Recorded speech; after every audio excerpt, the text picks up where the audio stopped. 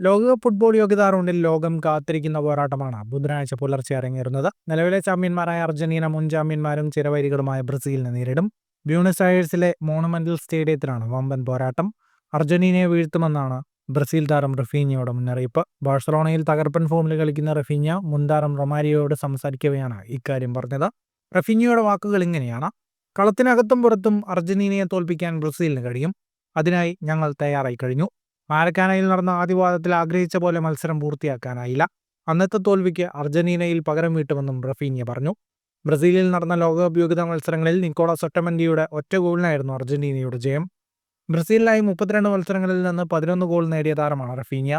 അർജന്റീനയ്ക്കെതിരെ 2 മത്സരങ്ങളിൽ കളിച്ചെങ്കിലും ബാഴ്സലോണ താരത്തിന് ഗോൾ നേടാനായിട്ടില്ല. ഉറുഗ്വേക്കെതിരായ അവസാന മത്സരത്തിലെ വിജയത്തോടെ യോഗ്യതാ റൗണ്ട് പട്ടികയിൽ 1-ാം സ്ഥാനത്ത് തുടരുകയാണ് അർജന്റീന.